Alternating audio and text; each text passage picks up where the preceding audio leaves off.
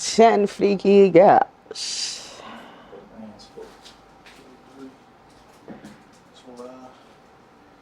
Bro. You ready to clear the air? Relax, Clear the air. relax, Let's clear the air. relax. We got good chairs in here. Yeah, I got good chairs. Yeah, I All got right, we good live, chairs. y'all. What it do, what it is, your girl Queen checking in, and we are live with the mastermind behind the buzzing DMV sound, Big Cheecho, man. How you? Good. How you doing? I'm good, baby. As you know, much love from the On Air Cookies family for coming through, gracing us with that performance. You know what I'm saying? Definitely can't wait for the people to see that. Yeah, How you feel about the performance? I did good. I ain't gonna lie. I fuck with it. And the setup look good in there. I feel that. Appreciate it. All right, so let's get straight to it. All right, so for those who don't know, you started off as an engineer before you ever made a beat. How does that technical background give you an advantage when you're in the studio with an artist, creating that sound? More so knowing like what they want, like the beats they choosing. Like a lot of times I can hear them going through a lot of beats, so I know what beats they like, what beats they don't like, the tempos and all that. Okay, so it kind of give you like a well-rounded like perspective of like how they getting what they need without all that. Okay, I feel that. So like I know you've mentioned that your drum patterns are heavily influenced by the sound of the city go-go. Right. How you translate that live instrument style crank into like digital trap production? I don't know. It's just a feeling that you get when you making it. I don't know how to explain it. Like it's hard to explain. It really came to me. So just freestyling with it. Like it already tuned to a certain cadence. So I feel like that attributed to it. Like the cadence that I already, how we like it. It's the pocket that we use is different than the regular way a regular person rap. So taking like that kind of go-go energy that you just kind of felt your whole life and just kind of doing what you feel with that. A lot of 808s and like the patterns and a lot of snares and shit. I definitely think that's the way that most creatives kind of dive into it. We can't always articulate, what in our rap. That's how we did it, but it's a certain way it just come to you. It comes to you. Now I say that. All right, so like you first started making beats as an engineer. Did you realize those melodies would like really become like the region sound? Like, did you even have that on your fucking radar?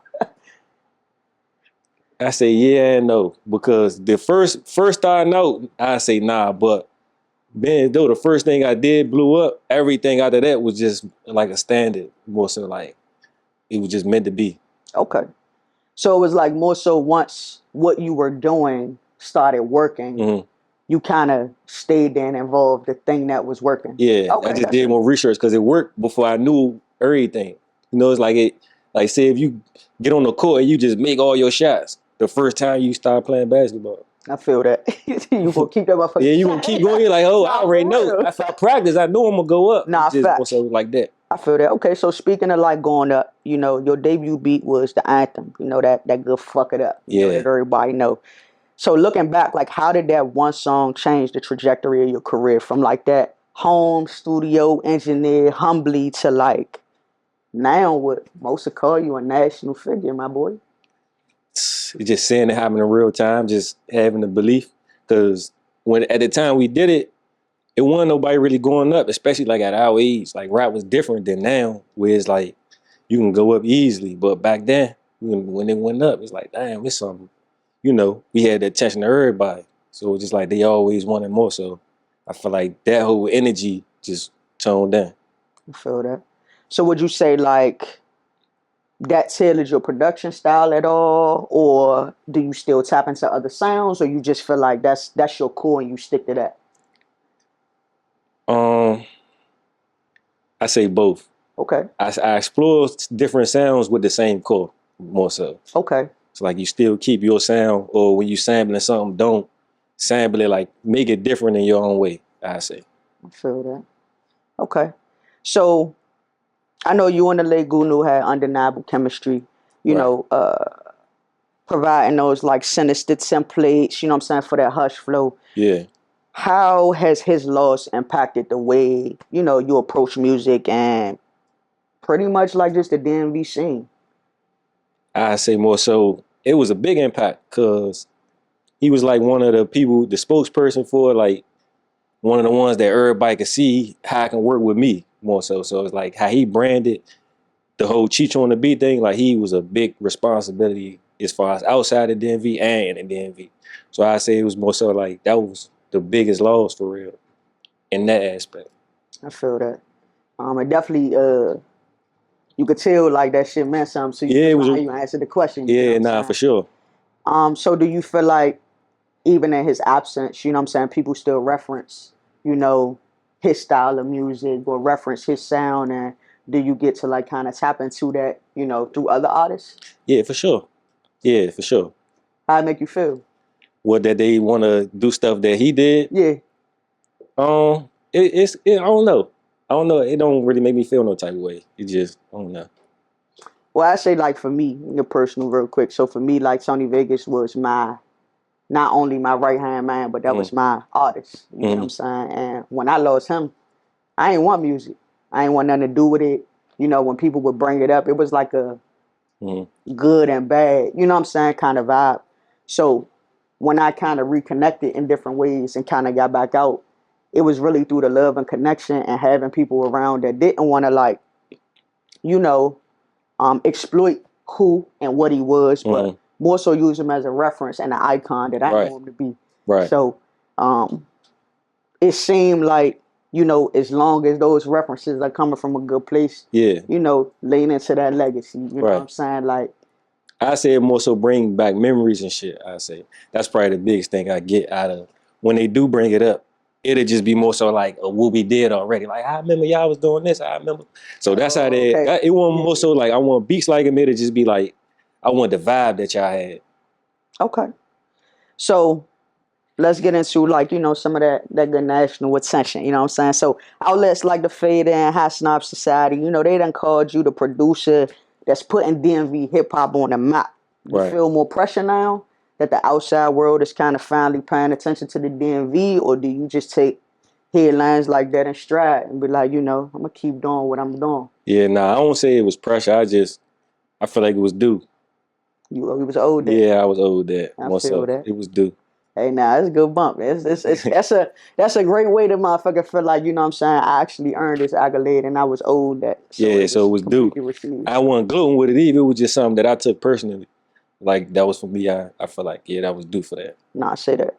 So I know you released your own like projects like, you know, the Gorillas, Cheecho on the Beat. Would you say your goal is to be more like on the DJ Khaled style, curator vibe, or are you looking to sign to like, you know, a major label as a producer or artist? Yeah, I go DJ Khaled before I go to the label way. Wow.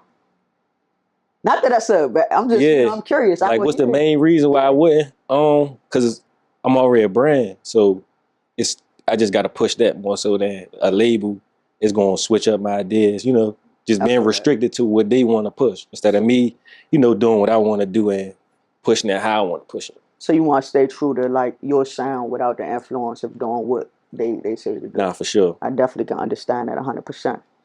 So what you got coming up? What you got coming out? I actually got a compilation tape with all the rappers, the female rappers. Okay. That's in the DMV, so that I like, and I feel like that's working the hardest. So feel that. I got that coming at the end of this month. Okay, you want to give us some sneaky back end? Sneaky back. Nah. Oh, the title? I ain't gonna lie, I'm thinking the title gonna be DMVW. DMVW. So that's gonna be the title, DMVW. You want to talk about what influenced that title at all? WNBA. That's fine. My mind ain't go there. That's why though. So like the DMV music is more surrounding men. So I just say DMVW. So it's like that's a whole little genre of music. Nah, hell yeah. So that's I made the genre, y'all, DMVW. Nah, feel that. Any personal, like you doing any features? You dropping any personal tapes? I know you on your Khaled wave, but what's I got a EP. I got an EP dropping too in like 2 weeks. EP back to business. So it's like I'm back. I got the drops. I got the EP coming. You hear me? I'm back working. I feel that, man. I gotta set the tone again. Again. Okay. So is there anything specifically that made you feel like you disconnected from work at all, or like how hard you was working, or what you were working on, or you just because that again strong? Yeah, because I feel like the way that the come up is different.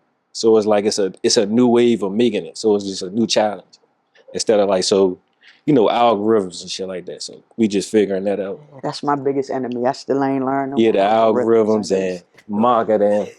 So I feel like that's the biggest key that we missing as a city. It's taking a more business approach. For sure. So I know we get a bad rep for not just, working together and collaborating, in a city. Do you feel like that culture is shifting? Or do you feel like we got a lot more work to do? Got a lot more work to do. It definitely ain't shifting. We still ain't working together. I feel that.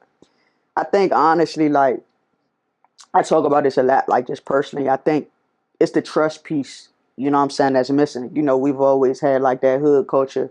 Where you from, who you with, who you know. Nah, for real. And at the core of it all, like, we saying these people take the city from us, so is your hood even your hood? You know what I'm saying? Like, fact. So I just feel like once we change the trajectory and the perspective of, like, what we want and put that above what we feel, then that'll be the huge step that we need to just trust the process enough to work together.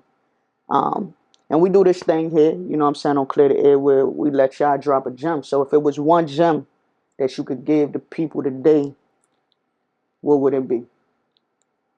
If I can give you one gem. One gem. That the game put in you that you just can't shake, man. It's the small steps that count more than the big steps. Say that. So I say just focus on what you can control. In the means, in the now. Like, don't wait till, I need this, I need that to do what make it happen with what you got, basically. And the small steps, just take little small steps, and then next thing you know, you're gonna be there. And the small wins matter for sure. Nah, for sure. Know what I'm saying? They build up. Nah, say that. But shit, you heard it here first, man. Make sure you take this shit one step at a time. Every win matters, man. You know what I'm saying? That's how you build. Don't skip no steps. Don't skip no steps. You might trip, but don't skip no steps. You might trip, don't skip no steps. I appreciate you coming through, Cheecho. We locked in. Appreciate you having me, man. I appreciate it. It's time to get back to the business, get back to the basics. I come from a grimy city with the odds against you if you try and make it. Them peoples ain't want me to win her, they wanted me dead, it was motivation. I'm putting my focus on money, I'm running it up in the alias location. I was chopping it up with the minute and said we was talking about